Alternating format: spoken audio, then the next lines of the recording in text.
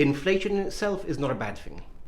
Yeah, so if prices go up by 5%, but your wage also goes up by 5%, and at the same time the rate of interest, let's say, is also set at 5%, everything's equal. Yeah, so where inflation worries people is where there are imbalances in the economy. So the fact that we're seeing inflation now at 4%, that perhaps wage rises may not be as high as 4%.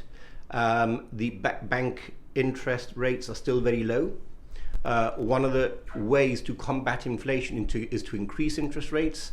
And of course, people that have mortgages will see that in the increased interest rates and the mortgages that they have to pay. So that has a negative effect on the person that's borrowed.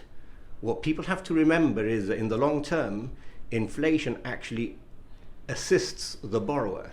Because if you've borrowed £100 today, next year when you come to pay it, it's only worth £95. So although your interest rate may be high, the rate of the money that you've borrowed is reducing with increased inflation. So every government around the world tries to control or manage inflation to a point. Now a microeconomy like Gibraltar, a micronation, which is so affected by external factors, how workable is this for the Gibraltar government? Yes, for the Gibraltar government it's going to be very difficult because we have control of our fiscal policy, so we can set the levels of our taxation.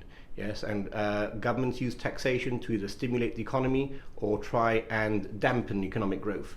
But we have no control over our monetary policy because that's set by the Bank of England. So the Bank of England controls the money supply. At the same time, the Bank of England sets our interest rates. So to a certain extent, we are reliant on the Bank of England.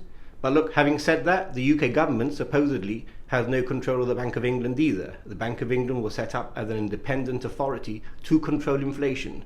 So if things go well, we trust them, they will keep inflation under control.